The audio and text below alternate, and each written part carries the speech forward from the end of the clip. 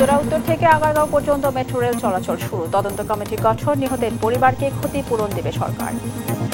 প্রাথমিকভাবে পরিবারকে ৫ লক্ষ টাকা সাহায্য দেওয়া হবে। নিহতের পরিবারে যদি কোনো কর্মক্ষোভ থাকে তাকে মেট্রো রেলে চাকরি দেওয়া হবে। নির্বাচন বাধাগ্রস্ত করে গণতন্ত্র প্রতিষ্ঠার সুযোগ করেই বললেন আমির খসরু, বৃহত্তর স্বার্থে ঐক্যবদ্ধ থাকার আহ্বান বড়োয়ারের। কুষ্টিয়া সিভিল সার্জন কার্যালয়ে জনবল নিয়োগ স্থগিত, অনিয়মে জড়িতদের বিচার চেয়ে ছাত্র জনতার বিক্ষোভ, দ্রুত ব্যবস্থার দাবি।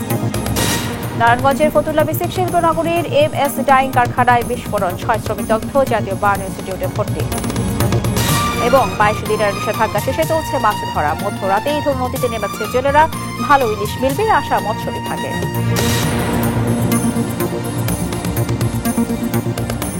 দেখছিলেন দেশ জনপদ সংবাদ শিরোনাম, সঙ্গে আছে আমি রাবিয়া ইসলাম স্নেহা।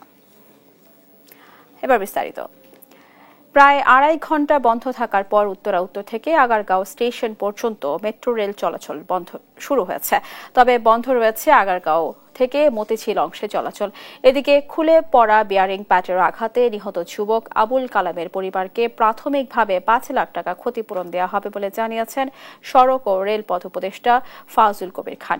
রোববার দুপুরে দুর্ঘটনাস্থল পরিদর্শনে এসে কথা বলেন তিনি। উপদেষ্টা বলেন, নিহত ব্যক্তির পরিবারের সব দায়িত্ব মেট্রো রেল কর্তৃপক্ষ গ্রহণ করবে। সেই সঙ্গে নিহতের পরিবারকে ৫ লাখ টাকা ক্ষতিপূরণ সহ পরিবারের কর্মক্ষম সদস্যকে মেট্রো রেলে চাকরি দেওয়া হবে। একই সঙ্গে আহতদের চিকিৎসার প্রয়োজনীয় ব্যবস্থা নেওয়া হবে। দুর্ঘটনায় সেতু বিভাগের সচিব মোহাম্মদ আব্দুর রউফকে আহ্বায়ক করে ৫ সদস্যের তদন্ত কমিটি গঠন করা হয়েছে। আগামী 2 সপ্তাহের মধ্যে কমিটি তদন্ত প্রতিবেদন জমা দেবে। নিহত আবুল কালামের বাড়ি শরীয়তপুরের নড়িয়া উপজেলার ঈশ্বরপাটি গ্রামে।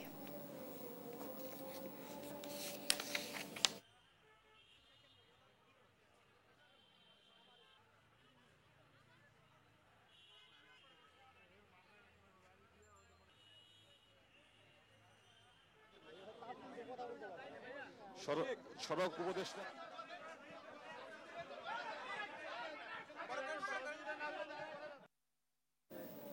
নিহতের সমস্ত দায়িত্ব আমরা মেট্রো রেল গ্রহণ করব। প্রাথমিকভাবে পরিবারকে ৫ লক্ষ টাকা সাহায্য দেওয়া হবে, নিহতের পরিবারকে দেওয়া হবে। এরপরে নিহতের পরিবারে যদি কোনো কর্মক্ষোভ থাকে তাকে মেট্রো রেলে চাকরি দেওয়া হবে। 15 থেকে 22 নভেম্বরের মধ্যে লন্ডন থেকে দেশে ফিরছেন বিএনপির ভারপ্রাপ্ত চেয়ারম্যান তারেক রহমান। এজন্য বাসা প্রস্তুত, বিশেষ নিরাপত্তা সহ সার্বিক প্রস্তুতি চলছে। নির্বাচনের তফসিল ঘোষণায় আগেই দেশে এসে নেতাকর্মীদের নিয়ে প্রচারণায় নামবেন তিনি। ফরুক বাবুর রিপোর্ট।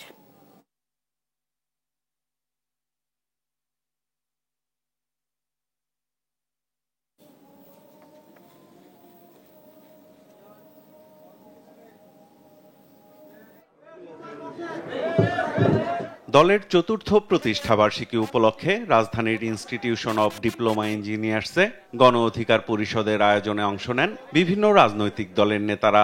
শুভেচ্ছা বক্তব্যে জাতীয় ঐক্য ধরে রাখার তাগিদ দেন তারা। নিজেদের মধ্যে ছোট ছোট মতবিরোধ, মতভিন্নতা, এগুলা গণতন্ত্রের সৌন্দর্য।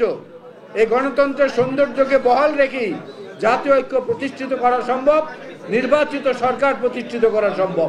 মতপার্থক্য থাকলেও গুরুত্বপূর্ণ ইস্যুতে রাজনৈতিক দলগুলোর ঐক্যবদ্ধ থাকার তাগিদ দেন জামায়াতের সেক্রেটারি জেনারেল মিয়া গোলাম পরোয়ার। ফ্যাসিবাদমুক্ত বাংলাদেশে একটি সুষ্ঠু গণতান্ত্রিক পরিবেশ, একটি নতুন বাংলাদেশ, একটি মানবিক বাংলাদেশ বিনির্মাণের পথে অনেক বাধা আমাদের আসবে। সেজন্য রাজনৈতিক মত পথের ভিন্নতা থাকা সত্ত্বেও আমরা যেন দেশ গঠনের মেজর ইস্যুতে যেন আমরা জাতীয় ঐক্যমত থাকতে পারি। ফ্যাসিবাদের দোষর অভিযোগে জাতীয় পার্টিকেও নির্বাচন থেকে দূরে রাখার দাবি তোলেন জাতীয় নাগরিক পার্টি এনসিপির সদস্য সচিব আক্তার হোসাইন। আওয়ামী লীগের দোষর এবং আওয়ামী লীগকে ফ্যাসিবাদী করেছে যে জাতীয় পার্টি, আওয়ামী লীগ এবং জাতীয় পার্টি আগামী নির্বাচনে অংশগ্রহণ করতে পারবে না। অনুষ্ঠানে বিএনপির স্থায়ী কমিটির সদস্য আমির খসরু মাহমুদ চৌধুরী বলেন, ফ্যাসিবাদের পতনের 14 মাস পেরিয়ে গেলেও এখনো ফিরে আসেনি গণতান্ত্রিক ধারা। রাজনৈতিক দলগুলোকে ঐক্যবদ্ধ হয়ে নির্বাচনে অংশ নেওয়ার আহ্বানও ছিল তার কণ্ঠে। অনেকে বলে যে আমাদের মধ্যে বিভেদ হচ্ছে, আমি মনে করি আমাদের মধ্যে কোনো বিভেদ হচ্ছে, আমাদের মধ্যে কোনো বিভেদ হচ্ছে না। আমাদের প্রত্যেকটি দলের নিজস্ব দর্শন, চিন্তা, ভাবনা, রূপরেখা আছে। এটা তো সব কিছু এক জায়গায় হবে না, তাহলে তো আলাদা দল হতো না, তাহলে তো আমরা বাকশাল হয়ে যেতাম। সুতরাং যার যার অবস্থানে আমাদের যে ম্যান্ডেট, আমরা সেই ম্যান্ডেট জনগণের কাছে যাব। সেই ম্যান্ডেট নিয়ে আগামী সংসদে নির্বাচনের মাধ্যমে, সংসদের মাধ্যমে পরিবর্তন আসবে। ঐক্য ধরে না রাখলে ফ্যাসিবাদ ফিরে আসার সুযোগ পাবে বলে শঙ্কা জানান বিএনপির স্থায়ী কমিটির আরেক সদস্য সালাউদ্দিন আহমদ। আমরা সবাই এমনভাবে জাতীয়ভাবে ঐক্যবদ্ধ থাকব একটি প্রশ্নে, যে বাংলাদেশের স্বাধীনতা, সার্বভৌমত্ব, গণতন্ত্র, এই প্রশ্নে আমরা এক থাকব। আর দ্বিতীয় প্রশ্ন হচ্ছে ফ্যাসিবাদকে যেন আমরা কোনোভাবে বাংলাদেশে প্রত্যাবর্তন হতে দেব না, সমস্ত দরজা বন্ধ করে দিতে হবে এই ফ্যাসিবাদের প্রত্যাবর্তন। ভবিষ্যতে প্রশ্ন ওঠে এমন কোনো অসাংবিধানিক কাজ না করারও আহ্বান জানান সালাউদ্দিন আহমদ। আমাদের এই টোটাল প্রক্রিয়াটাকে কেউ এক সময় অবৈধ বলে যেন আওয়াজ না দিতে পারে। সাইফুল রিপন, দেশ টিভি, ঢাকা। রাজনৈতিক দলগুলোর নিজেদের মধ্যে মতপার্থক্য থাকলেও কোনো বিভেদ নেই বলে দাবি করেছেন বিএনপির স্থায়ী কমিটির সদস্য আমির খসরু মাহমুদ চৌধুরী। নির্বাচনকে বাধাগ্রস্ত করলে গণতন্ত্র প্রতিষ্ঠার কোনো সুযোগ থাকবে না বলেও শঙ্কা জানিয়েছেন তিনি। অন্যদিকে দলটির অন্যতম নীতি নির্ধারক সালাউদ্দিন আহমেদের মতে ফ্যাসিবাদ বিরোধী আন্দোলনের ঐক্য ধরে রাখাই হবে আগামী দিনের পথ চলার ব্যক্তি। দর্শক, আমরা এই রিপোর্টটি এতক্ষণ পর্যন্ত দেখছিলাম। রাজনৈতিক দলগুলোর নিজেদের মধ্যে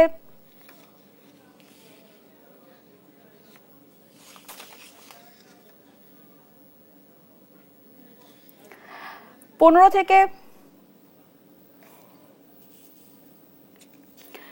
থেকে 22 নভেম্বরের মধ্যে লন্ডন থেকে দেশে ফিরছেন বিএনপির ভারপ্রাপ্ত চেয়ারম্যান তারেক রহমান। এজন্য বাসা প্রস্তুত, বিশেষ নিরাপত্তা সহ সার্বিক প্রস্তুতি চলছে। নির্বাচনের তফসিল ঘোষণার আগেই দেশে এসে নেতাকর্মীদের নিয়ে প্রচারণায় নামবেন তিনি। ফরুক বাবুর রিপোর্ট।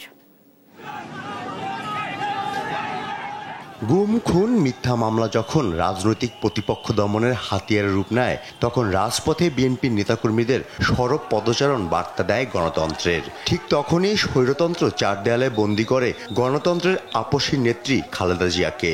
সে সময় গণতন্ত্র ফেরানোর লড়াইয়ে দেশের গণতন্ত্রকামী মানুষের প্রেরণার উৎস হয়ে ওঠেন তারেক রহমান। 2008 সালের সেপ্টেম্বর থেকে লন্ডনে নির্বাসিত জীবনযাপন করছেন বিএনপির ভারপ্রাপ্ত চেয়ারম্যান তারেক রহমান। দীর্ঘ 17 বছর পর তার দেশে ফেরা নিয়ে বিএনপিতে চলছে নানা কর্মযজ্ঞ। বিএনপি নেতাকর্মীরা বলছেন 15 থেকে 22 নভেম্বরের মধ্যে ঢাকা ফিরছেন তারেক রহমান। সকাল 8টা থেকে 9টার মধ্যে শাহজালাল আন্তর্জাতিক বিমানবন্দরে অবতরণ করবে তাকে বহনকারী এমিরেটস এয়ারলাইন্সের একটি ফ্লাইট। তারেক রহমান দেশে পৌঁছেই সরাসরি দেখা করতে যাবেন বিএনপি চেয়ারপারসন ও তার মা খালেদা জিয়ার সঙ্গে। এরপর বিএনপির প্রতিষ্ঠাতা শহীদ প্রেসিডেন্ট জিয়াউর রহমানের কবর জিয়ারত করবেন। বাবার কবর জিয়ারত শেষে সংসদ ভবনের সামনের সড়কে দলের নেতাকর্মীদের উদ্দেশ্যে দিক নির্দেশনামূলক বক্তব্য রাখবেন তারেক রহমান। নগরবাসীর কথা বিবেচনা করেই সাপ্তাহিক ছুটির দিনে দেশে ফেরার এ সিদ্ধান্ত তার। 16 ডিসেম্বর মহান বিজয় দিবসের কুচকাওয়াজে উপস্থিত থাকবেন তারেক রহমান। নির্বাচনের শিডিউল ঘোষণার কয়েকদিন আগেই তিনি দেশে আসবেন। এখন পর্যন্ত তো সরকার থেকেও গ্যারান্টি দেওয়া হয়েছে, আসলে পরে তার প্রোটেকশনের ব্যবস্থা করা হবে, তিনি যে কোনো সময় দেশে আসতে পারেন। রাজধানীর গুলশান কার্যালয়ে তারেক রহমানের গাড়ি রাখতে নির্মাণ হচ্ছে গ্যারেজ। ইতোমধ্যে তার নিরাপত্তার জন্য বুলেট প্রুফ গাড়ির অনুমোদন দিয়েছে সরকার। অ্যাক্টিং চেয়ারম্যানের জন্য তার একটা সেফ একটা সিকিউর ট্রান্সপোর্ট দরকার, যাতে কেউ এটা অনুমান করা যায় যে নির্বাচনের আগ পর্যন্ত ভারত থেকে আওয়ামী লীগ অনেক সন্ত্রাসী কর্মকাণ্ড পরিচালনা করবে।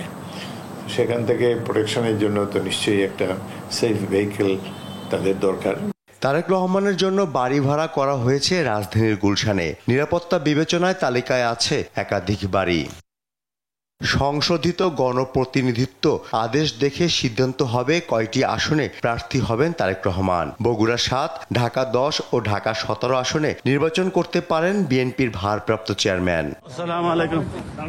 ফরুক বাবু, দেশ টিভি, ঢাকা।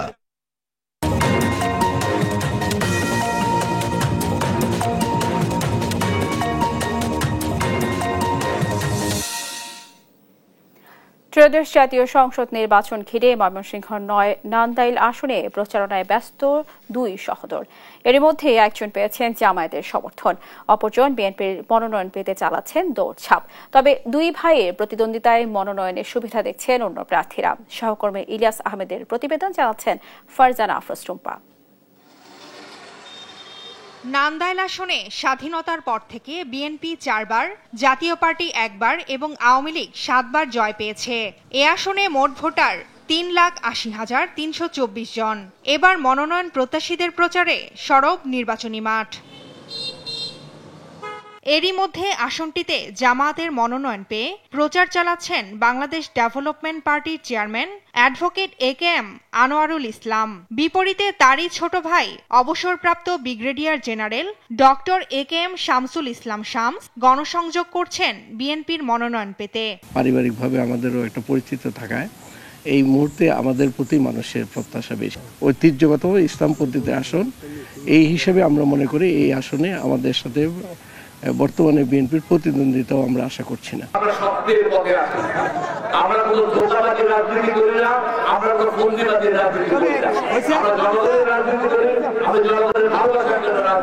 একই পরিবারে দুই ভাইয়ের প্রতিদ্বন্দ্বিতায় সুবিধা দেখছেন বিএনপির অন্য মনোনয়ন প্রত্যাশীরা।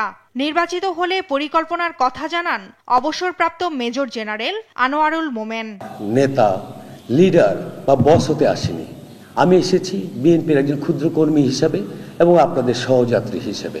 সার্বিকভাবে আমি একটা অভাবনীয় সাড়া পেয়েছি জনগণের কাছ থেকে। যদিও প্রতিদ্বন্দ্বী দুই ভাইয়ের সমর্থকরা তাদের প্রার্থীর জয়ের ব্যাপারে শতভাগ আশাবাদী, তবে এ নিয়ে সাধারণ ভোটারদের মধ্যে রয়েছে মিশ্র প্রতিক্রিয়া।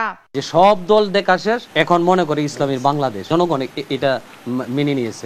জাতীয়তাবাদী আদর্শ লালন করে বৃহত্তম জনগোষ্ঠী, ওই জামাত বলেন, বিডিপি বলেন, অন্য কোনো দলের কোনো প্রার্থীকে আমরা প্রার্থী বলে মনে করি না। তারা ভাই ভাইয়ের দুই বাড়াবাড়ি করে, মারামারি করে, সাধারণ পাবলিক কি করবে? যদি সবই তারা দুই ভাইয়ের দরকার, আরো তো নান্দাইল বহুত লোক আছে, ভালো মানুষ চাই, সব মানুষ চাই, যার একজন দেশের কাজ হবে, ভালো হবে তার। এ আসনে রাজপথের পরীক্ষিত ব্যক্তিকেই সংসদ সদস্য নির্বাচিত করে নিজেদের ভাগ্য উন্নয়ন করতে চান ভোটাররা। ফারজানা আফরোজ টুম্পা, নিউজ ডেস্ক, দেশ টিভি। কুষ্টিয়া সিভিল সার্জন কার্যালয়ে জনবল নিয়োগ পরীক্ষার প্রশ্নপত্র ফাঁস সহ অনিয়ম নিয়ে দেশ টিভিতে সংবাদ প্রচারের পর নিয়োগ কার্যক্রম সাময়িক স্থগিত করা হয়েছে। তবে নিয়োগ পরীক্ষা স্থায়ীভাবে বাতিল সহ অনিয়মের সঙ্গে জড়িতদের বিরুদ্ধে আইনগত ব্যবস্থা নেওয়ার দাবিতে দ্বিতীয় দিনের মতো সিভিল সার্জন কার্যালয়ে অবরুদ্ধ করে বিক্ষোভ করছে ছাত্র জনতা। 24 ঘন্টার মধ্যে দাবি না মানা হলে আরও কঠোর কর্মসূচি দেওয়ার হুঁশিয়ারি দিয়েছেন তারা। কুষ্টিয়া থেকে নাহিদ হাসান তিতাসের রিপোর্ট। প্রশ্নফাঁস সহ নানা অনিয়মের অভিযোগ ওঠা কুষ্টিয়া সিভিল সার্জন কার্যালয়ে জনবল নিয়োগ পরীক্ষা বাতিল ও জড়িতদের আইনের আওতায় আনার দাবিতে দ্বিতীয় দিনের মতো বিক্ষোভ কর্মসূচি পালন করেছে ছাত্র জনতা। শনিবার সিভিল সার্জন অফিসের প্রধান ফটকে তালা মারার পর আজ রবিবার সকাল 11টা থেকে সিভিল সার্জন কার্যালয়ের ভিতরে অবস্থান করে ছাত্র জনতা। এ সময় তারা বিতর্কিত এ নিয়োগ পরীক্ষা বাতিল সহ এর সাথে জড়িতদের বিচার না হওয়া পর্যন্ত আন্দোলন চালিয়ে যাওয়ার ঘোষণা দেন। শুক্রবার 24 অক্টোবর আমাদের কুষ্টিয়া জেলায় যে সিভিল সার্জনের পরীক্ষাটা অনুষ্ঠিত হয়, এই পরীক্ষাটা অনুষ্ঠিত হওয়ার আগেই গতদিন 23 তারিখে রাত 3টা থেকে 12টা থেকে বিভিন্ন ডাক্তারের বাসায় তারা 16 লাখ, 18 লাখ, 20 লাখ টাকার বিনিময়ে তারা প্রশ্ন ফাঁস করে। বাতিল করে পুনরায় নিয়োগ চাই, আর এর সঙ্গে যারা জড়িত আছে তাদের যথাযথ শাস্তির ব্যবস্থা। আন্দোলনকারীদের দাবি, নিয়োগ পরীক্ষায় এত অনিয়ম হওয়ার প্রমাণ থাকার পরও নিয়োগ পরীক্ষা বাতিল সহ জড়িতদের আইনের আওতায় আনা নিয়ে তালবাহানা করছে কর্তৃপক্ষ। দ্রুত সময়ের মধ্যে স্থায়ীভাবে নিয়োগ পরীক্ষা বাতিল সহ জড়িতদের আইনের আওতায় না আনা হলে আরো কঠোর কর্মসূচি দেওয়ারও হুঁশিয়ারি দেন তারা। আমরা বৃহত্তর আন্দোলন গড়ে তুলব, কঠিন আন্দোলন। এর মধ্যে থাকবে হচ্ছে মজমপুর ব্লকেট কর্মসূচি, ডিসি অফিস ঘেরাও। পরীক্ষা স্থগিত করেছে, আমরা স্থগিতে খুশি না, এটা বাতিল করতে হবে, পুনরায় পরীক্ষা নিতে হবে। এই দুর্নীতিবাজদের শাস্তির আওতায় আনা হোক, এটাই আমাদের চাওয়া। তবে সিভিল সার্জন বলছেন, বিষয়টি ঊর্ধ্বতন কর্মকর্তাদের অবহিত করা সহ স্থায়ীভাবে পরীক্ষা বাতিলের সুপারিশ করেছেন তারা। পুলিশের পক্ষ থেকেও দেয়া হয়েছে ব্যবস্থা নেওয়ার আশ্বাস। আমরা ইতিমধ্যে কিন্তু পরীক্ষা স্থগিত করেছি, আমাদের ঊর্ধ্বতন কর্তৃপক্ষকে জানানো হয়েছে। এখন ঊর্ধ্বতন কর্তৃপক্ষ আসবে, তদন্ত করবে, তবে আমাদের পরীক্ষা বাতিলের প্রসিডিউর চলছে। এই প্রক্রিয়ায় যে অভিযোগগুলো আসছে এই অভিযোগের তদন্তের সাপেক্ষে আমরা অ্যাজ আর্লি অ্যাজ পসিবল আমরা এই বিষয়গুলো সম্পর্কে ব্যবস্থা গ্রহণ করছি। যেসব দাবি থাকে সেগুলো আপনারা সুন্দরভাবে আমাদের কাছে উপস্থাপন করেন, আমরা সেগুলো বিষয়ে আমরা ব্যবস্থা। নানা অনিয়মের অভিযোগ ওঠা বিতর্কিত কুষ্টিয়া সিভিল সার্জন অফিসের জনবল নিয়োগ পরীক্ষা গেল শুক্রবার অনুষ্ঠিত হওয়ার পর থেকেই তা বাতিলের দাবিতে আন্দোলন করছে ছাত্র জনতা। নাইদা সান্তিতাস, দেশ TV, Kushtia.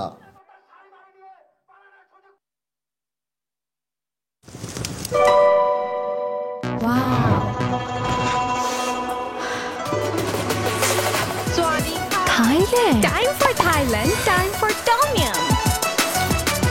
Introducing Doodles. Tom Yum Shrimp Noodles. Doodles খান নাই তো noodles খান নাই। নারায়ণগঞ্জের ফতুল্লা বেসিক শিল্প নগরীর একটি ডাইং কারখানায় বিস্ফোরণে 6 শ্রমিক দগ্ধ হয়েছেন। MS dyeing and print packaging নামে কারখানাটির গ্যাসের পাইপলাইন আর রুমের পুনর্নির্মাণ কাজের সময় এই বিস্ফোরণের ঘটনা ঘটে। বিল্লাল হোসেনের রিপোর্ট জানাচ্ছেন শায়লা খান।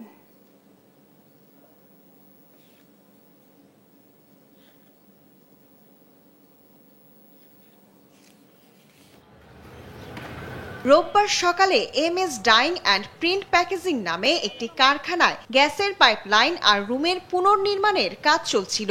এ সময় হঠাৎ বিস্ফোরণ ঘটে, এতে 6 শ্রমিক আহত হয়। তাদের উদ্ধার করে জাতীয় বার্ন ও প্লাস্টিক সার্জারি ইনস্টিটিউটে ভর্তি করা হয়েছে। কারখানার কর্মকর্তা ও শ্রমিকরা জানান, সকালে পুনর্নির্মাণের কাজের সময় শ্রমিকরা রড কাটতে গেলে এই বিস্ফোরণ ঘটে। পুরাতন RFM রুমটা ছিল, এটা আমরা বর্ধিত করার কাজ করতেছিলাম। এখানে গ্যাসের কন্ট্রাক্টররা কাজ করতেছে, আমাদের নির্মাণ শ্রমিকরাও কাজ করতেছে।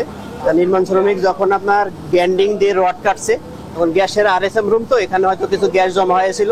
জমা হয়ে থাকার কারণে যখনই গ্যান্ডিং এ স্পার্ক করছে, তখনই অগ্নিপাতের সূত্রপাত হয়েছে। এখানে আপনার রডের গ্যান্ডিং থেকে আগুন লেগেছে, আমরা এবং সবাই আগুনের হাতে থাকতে পারি না, দৌড় দিয়ে গেছি এখান থেকে। ফায়ার সার্ভিস জানায় গ্যাসে স্পার্ক হয়ে বিস্ফোরণ ঘটেছে। এখানে যেহেতু গ্যাসের রুম, পর্যাপ্ত গ্যাস ছিল, ওখান থেকে মূলত বিস্ফোরণ হয়। এখান থেকে 6জন নাকি দগ্ধ হয়। একজন হলো ফেয়ার অ্যাপারেলের একজন, 5 জন হলো MS ডাইং এর। দগ্ধদের মধ্যে 2 জনের শ্বাসনালী পুড়ে যাওয়ায় তাদের আইসিইউতে রাখা হয়েছে বলে জানান চিকিৎসক।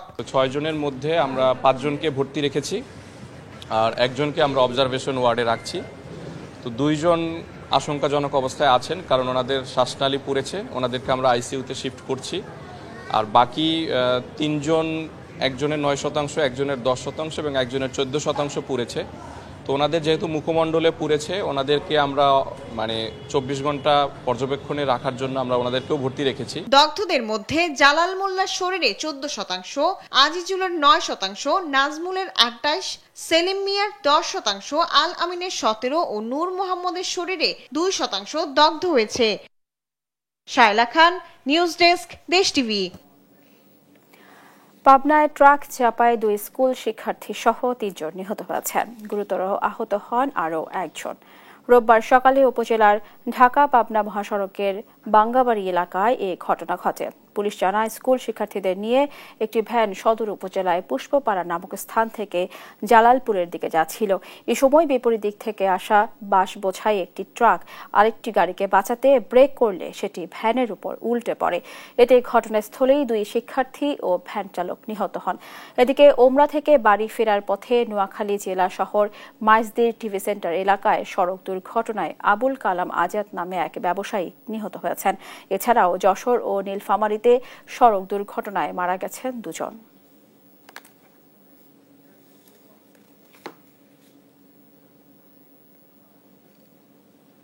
মহান স্বাধীনতা যুদ্ধে আত্মোৎসর্গকারী কোর অফ ইঞ্জিনিয়ার্সের সেনানী সহ সব বীর মুক্তিযোদ্ধাদের স্মরণ করে দেশ ও জাতি গঠনে কোর অফ ইঞ্জিনিয়ার্সের গৌরবোজ্জ্বল ঐতিহ্য তুলে ধরা এবং দেশ মাতৃকার সেবায় বিভিন্ন উন্নয়নমূলক কর্মকাণ্ডের ভূয়সী প্রশংসা করেছেন সেনাপ্রধান জেনারেল ওয়াকারুজ্জামান। রোববার সকালে নাটোরের বাগাতিপাড়ার কাদিরাবাদ সেনানিবাসের অনুষ্ঠানে প্রধান অতিথির বক্তব্যে তিনি একথা বলেন। অনুষ্ঠানে কোরের প্রযুক্তিগত উন্নয়ন, গবেষণা, পেশাগত দক্ষতা বৃদ্ধি ও ভবিষ্যৎ পরিকল্পনা সহ বিভিন্ন বিষয়ে মতবিনিময় করেন সেনাপ্রধান। পরে সেনাপ্রধানকে কোর অফ ইঞ্জিনিয়ার্সের নবম কর্নেল কমান্ড্যান্ট হিসেবে অভিষিক্ত করা হয়। এ সময় সেনা সদস্য বর্ণাঢ্য প্যারেড পরিদর্শন করেন তিনি।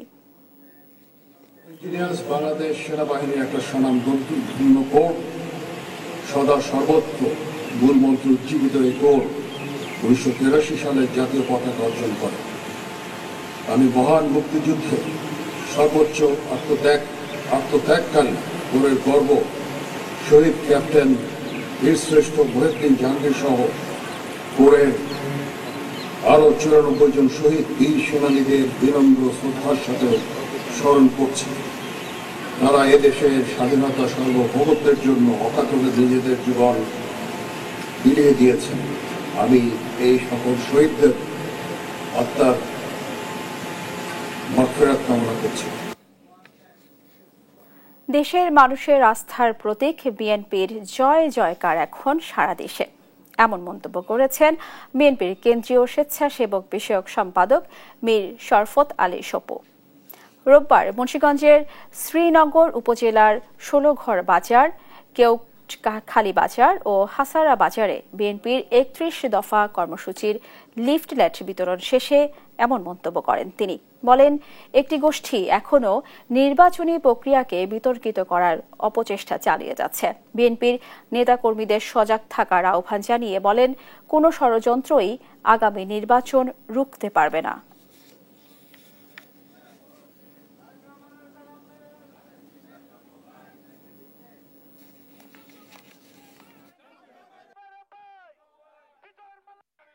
আমাদের ভারপ্রাপ্ত চেয়ারম্যান জনাব তারেক রহমান খুব শীঘ্রই নভেম্বর মাসেই উনি চলে আসবেন, যেটুকু আমি জানি। এবং আসলে বাংলাদেশের যে এই ছোটখাটো এই যে কথাবার্তা হচ্ছে সব ঠিক হয়ে যাবে। আমি আশা রাখি আগামী নির্বাচন ফেব্রুয়ারিতে হবে। 22 দিনের নিষেধাজ্ঞা শেষে শনিবার মধ্যরাত থেকে মাছ ধরতে নদী ও সাগরে নেমেছেন জেলেরা। এ নিয়ে জেলেদের মাঝে কর্মচাঞ্চল্য দেখা গেছে। তবে বাজারগুলোতে অনেকটা চড়া দামে বিক্রি হচ্ছে ইলিশ। সহকর্মীদের পাঠানো রিপোর্ট জানাচ্ছেন শামীম হোসেন। ইলিশের উৎপাদন বৃদ্ধির লক্ষ্যে গেল 4 অক্টোবর থেকে শুরু হওয়া 22 দিনের নিষেধাজ্ঞা শেষ হয় 25 অক্টোবর। এর মধ্য দিয়ে শনিবার মধ্যরাত থেকেই ইলিশ ধরা শুরু করেছেন জেলেরা।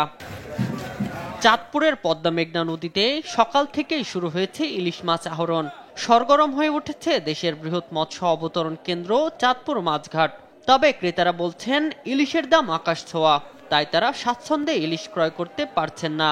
আর বিক্রেতাদের দাবি সরবরাহ কম। 5 দিন পরে আমরা নদীতে গেছি জাল করতে, অনেক বড় মাছ পাইছি। মাছ আড়তে বিক্রি করতেছি, আড়তে অনেক আমরা খুশি। তুলনামূলকভাবে দাম কিছুটা বেশি, যদি আরেকটু কম হতো তাহলে আমরা স্বাচ্ছন্দ্যে কিনতে পারতাম এবং খেতে পারতাম, নিতে পারতাম।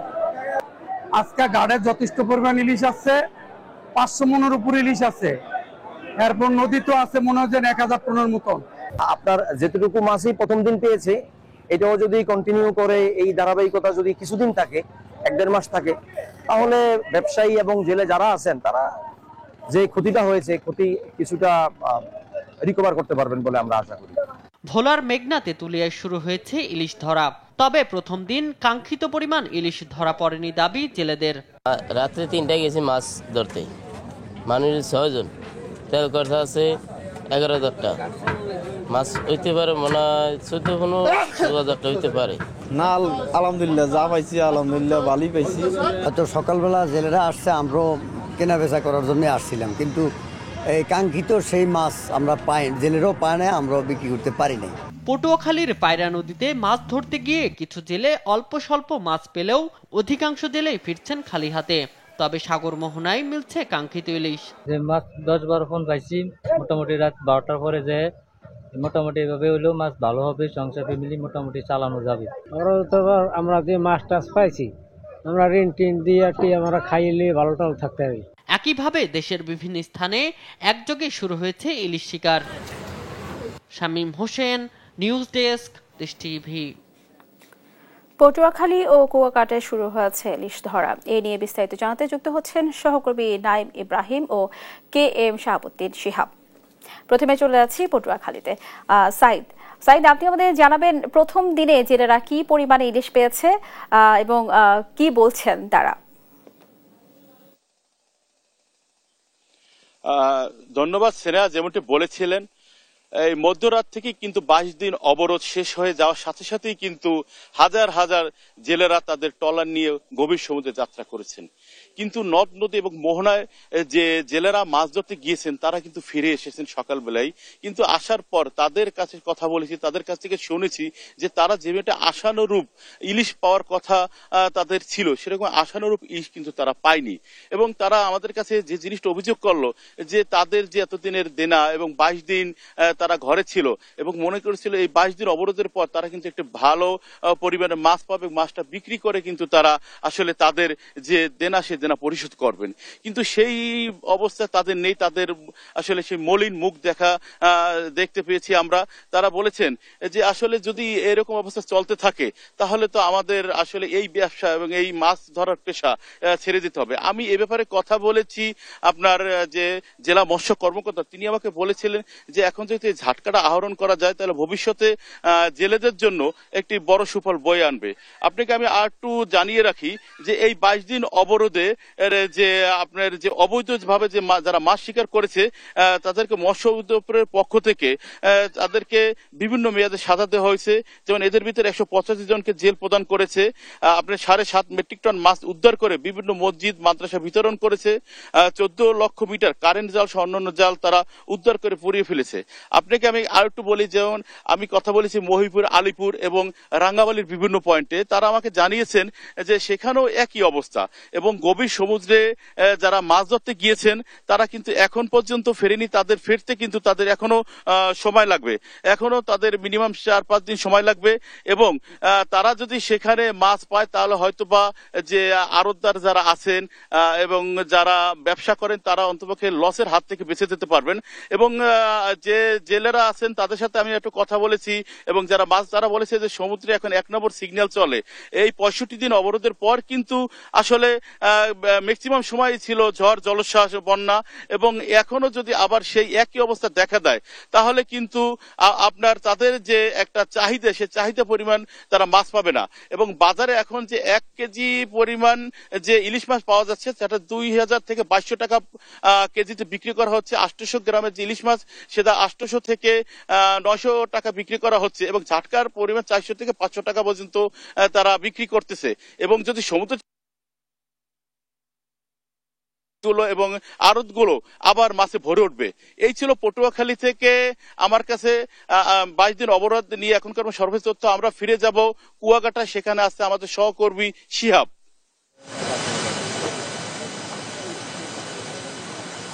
সাইদ, আপনাকে ধন্যবাদ। গতকাল মধ্যরাত থেকেই কিন্তু 22 দিনের যে মা ইলিশ ধরার যে নিষেধাজ্ঞা সেই নিষেধাজ্ঞা শেষ হওয়ার সাথে সাথে কিন্তু উপকূলের যে গভীর সমুদ্রে যারা গিয়েছেন তারা এখনো ফিরে আসেননি। কিন্তু নদী ও সাগর মোহনায় যে সকল জেলারা রয়েছেন তারা সকাল থেকেই মৎস্যবন্দর আলিপুর ও মহিপুরে ভিড় করতে শুরু করেছেন। এবং সকাল থেকে আমি এখানে খোঁজ খবর নিয়েছিলাম যে প্রতিটি আড়তে কিন্তু প্রচুর কিন্তু ইলিশ মাছ ধরা পড়ছে জেলেদের জালে। তবে সেটাকে সাইজে 500 থেকে 600 গ্রামের যে ইলিশ সেই ইলিশটাই কিন্তু বেশি দেখা যাচ্ছে। তবে বড় ইলিশের আপাতত বাজারে কোনো দেখা নেই, কিন্তু চাহিদা থাকলেও ইলিশের পরিমাণটা খুবই কম। জেলেরা বলছেন যে দীর্ঘদিনের নিষেধাজ্ঞা কাটিয়ে তারা সমুদ্রে গিয়েছেন, তারা আশা করছেন যে তারা তাদের চাহিদা মতো মাছ পাবেন এবং এই মাছ বিক্রি করে ব্যবসায়ী সহ জেলেরাও কিন্তু উপকৃত হবেন। কলাপাড়া উপজেলাতে এবারে কিন্তু শতভাগ যে 22 দিনের নিষেধাজ্ঞা সেটা কিন্তু জেলেরা পালন করেছে। এখানে কিন্তু 22 দিনে জেলেরা তারা কিন্তু সমুদ্রে মাছ শিকারে যাননি এবং শতভাগ তারা পালন করেছেন উপজেলা মৎস্য কর্মকর্তা এবং সংশ্লিষ্ট যে অধিদপ্তর রয়েছে তারা আমাদেরকে জানিয়েছেন। এবং এই কলাপাড়ার এই যে আলিপুর এবং মহিপুর মৎস্য বন্দরে যে মাছগুলো সেগুলোর দাম কিন্তু একটু চড়াই রয়েছে। 1 কেজির যে মাছগুলো সেটা কিন্তু ঝাটকা সাইজের যে ইলিশগুলো সেগুলো 500 টাকা করে কিন্তু বিক্রি হয়েছে। সব মিলিয়ে আলিপুর মহিপুরে মৎস্য বন্দরে একটি উৎসব মুখর পরিবেশ কিন্তু বর্তমানে বিরাজ করছে।